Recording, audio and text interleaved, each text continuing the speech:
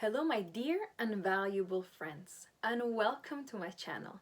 My name is Tativik, and today we're going to discuss everything that you need to do before you start a new job. How you need to create your CV, how you need to apply for jobs, how you need to do your homework before the interviews, everything that you need to know to get a new job. And I know this could be frustrating time for you, but don't worry, this can be also a great time if you approach it that way. Before we start, let me just tell you that I do also one-to-one consultations and different trainings for the career search. I help you with your CV, help you to get ready for the interview and nail the job you actually want. So if you would like to have one-to-one coaching with me, please contact me below with the email below. I also have provided links, and thank you so much for many of you who are wanting to donate. So everything is in the description bar below for you. So without further ado, let's start. Today we're going to discuss 5 different steps that you should do before you actually nail the job that you really want. And these steps are incredibly crucial. If you skip one of them, you can fail. So that's why let's be really attentive and focus our attention fully. Number one, you need to actually create your CV. Yes, it is that simple.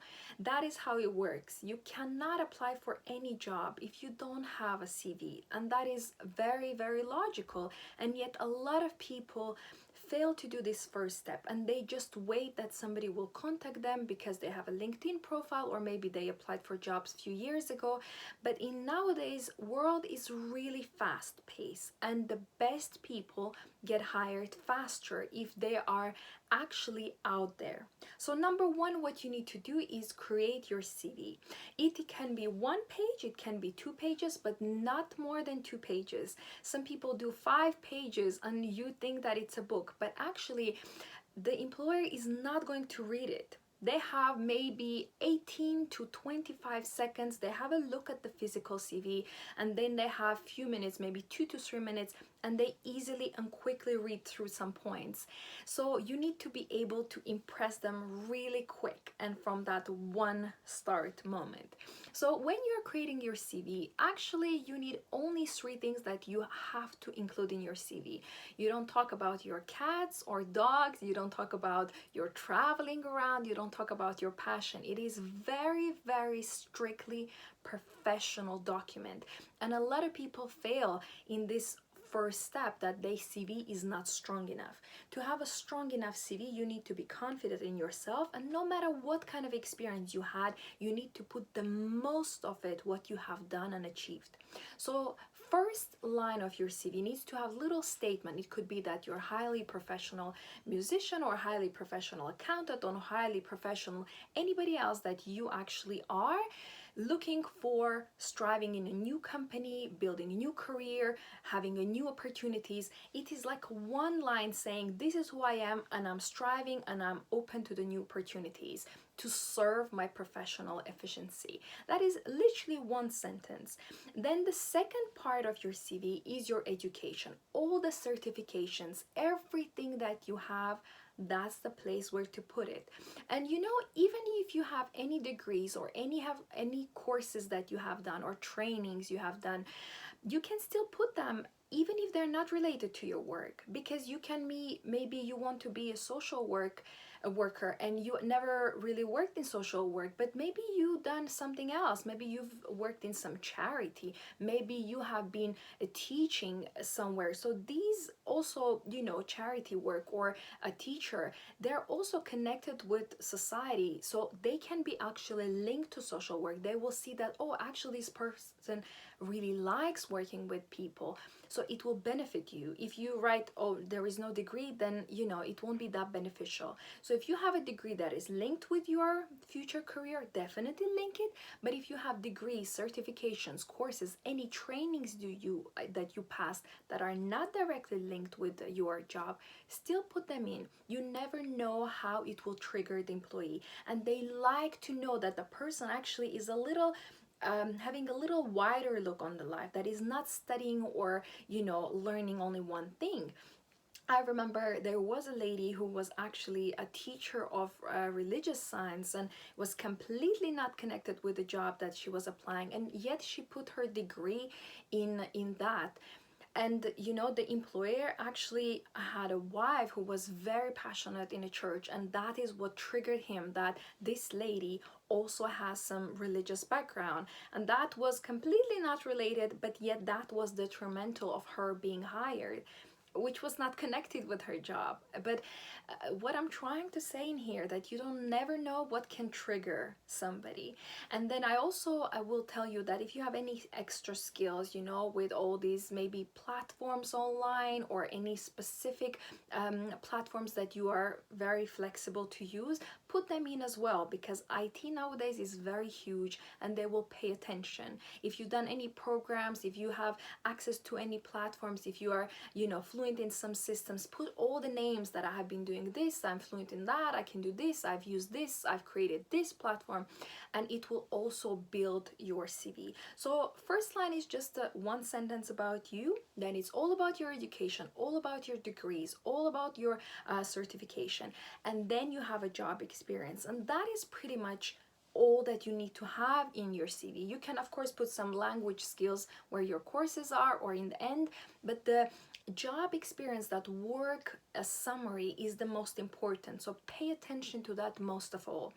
And a lot of people think that they need to be, you know, very big about that or write a lot of things, but actually no, you can be very brief. You can say a company name, you can say the years you worked. You don't have to put, you know, a specific date. You can just say September 2018 or December 2020. You can just put the months and a year, and that is completely enough. You can put a street name, not the full address. Don't put your salary, don't put your working hours, don't put these kind of things that are not really related to the employer, because if you give too much information, that is a turn off for the reader as well. And the most crucial thing is put your duties or responsibilities, but also put your achievements. You can say these were my responsibilities. You know, if you're admin work, you can say I was taking care of the diaries or booking some trips, or, you know, taking care of office management supply order. But then when you say about achievements, you can say that, you know, I've been actually training other personal assistants or other office managers or other executive assistants, or I've been doing this program, or I have launched this platform, you know, or if you're accountant, you can say I won this award, or if you have been CEO of the company, you say that I've been generating this much a profit for the company. If you are in sales, you can say my achievement was that I was top salesman, I've done this much of this percentage. So put your achievement, put your numbers, put your rewards. So when the CV is ready, now we're going to the second part about is a practical part. A second step is actually applying for the jobs. A lot of people have beautiful CVs that are actually just in their computer or printed on on their desk, and they're afraid to apply because they're afraid of rejection. But don't fear rejection. Just apply for jobs that you're interested in, and you never know who will reply. Now, one advice I will give you here is don't fall in love with a specific job. A lot of people apply for a job and they're so mesmerized by the job description, by the location or salary or bonus structure, and they just fall in love with this job and they just wait for reply. After 1 month, 2 months, they're still thinking about that job and nobody contacted them.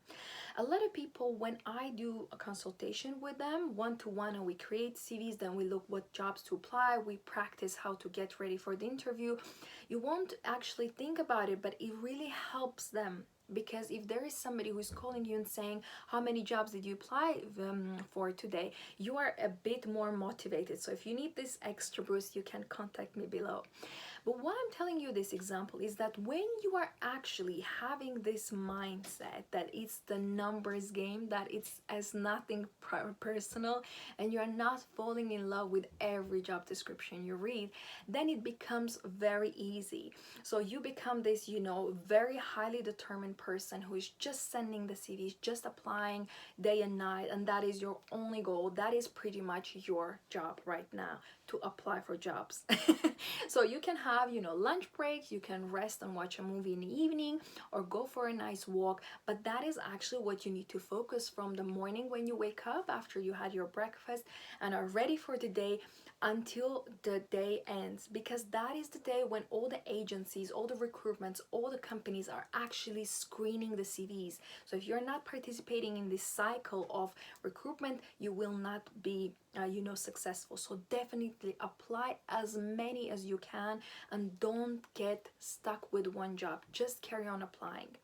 Number 3, when CV is ready, when you have applied for jobs, people start contacting you, and I will say pay attention to the etiquette. A lot of people are not paying attention to what they say, but only thing that is requested from you is to be very kind in your emails and very professional. You always greet the person. You don't just say thanks for email, I'm available. You always say hi and you put their name. If there is no name, you can always say dear sir or madam, but you always greet them. And after that, you can either say hope you're well, or you can say thank you for your email. Some people say both things in one sentence, hope you're well and thank you for your email. That is like a one line that you can never be mistaken with that line, because it's just a gesture of kindness and a professional etiquette. It doesn't have to mean that you need to ask, how are you today? Are you feeling well? That is a bit too personal. You never spoke with this person. I would say keep it not a question, but just like a sentence. Hope you're well. Hope everything is well with you. And thank you for reaching out, or thank you for your email, or thank you for contacting me. And after that, you are still keeping it very brief. If they're asking you if you're available for interview, if they're asking some questions, you're keeping brief. Yes, thank you. These are the times I'm available. Or you were asking where am I located? This is where I'm based. Very, very clear, very, very short. And after that, you can either say regards, or you can say kind regards, or you can say many thanks, but you don't have to say, I hope your weekend goes well, I wish you a good day. You don't have to go that far. Keep us as strict as you can, as short and sweet as you can, and as professional, because they are thinking about not dating you or being friends with you. They're thinking about hiring you. So show your professionality. Number 4, when you already scheduled the phone interview or a video interview, please do your homework.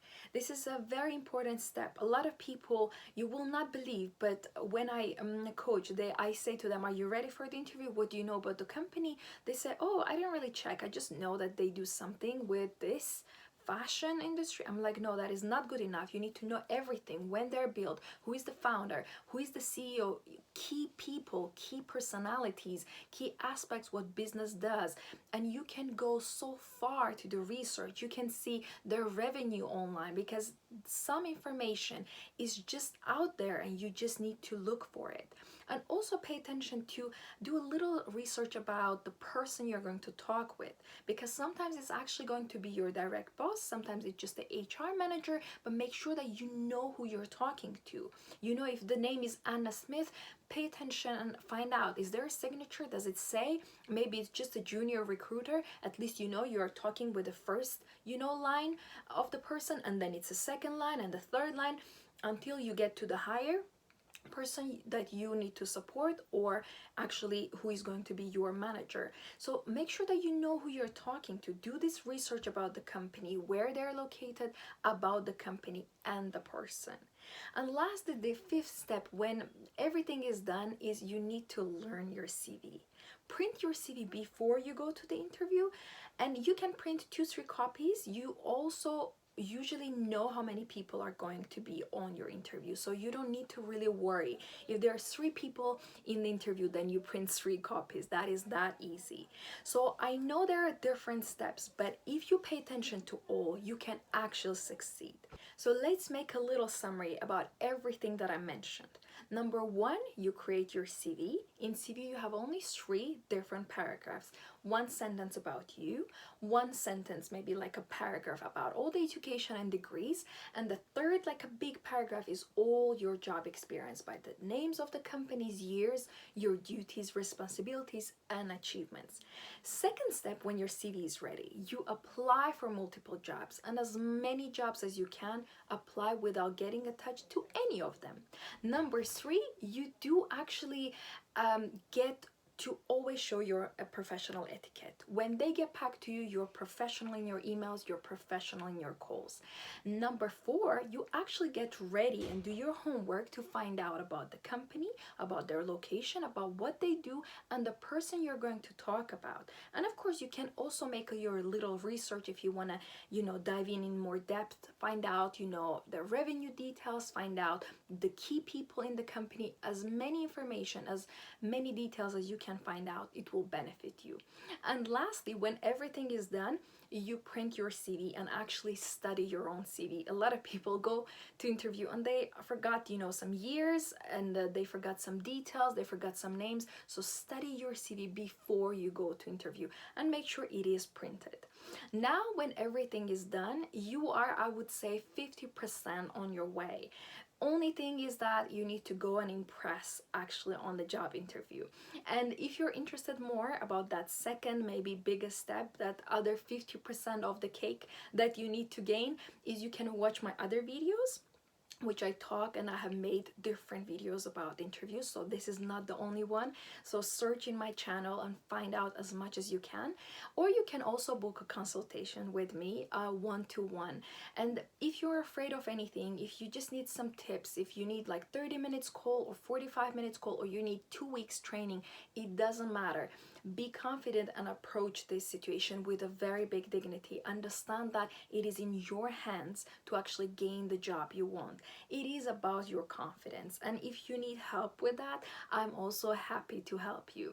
And all the links are below and description is below. If you need anything else, you are always free to contact me. Now, I just wish you to be more confident, in yourself, believe in yourself, and just go for it. Apply for jobs finally that you really, really dream about.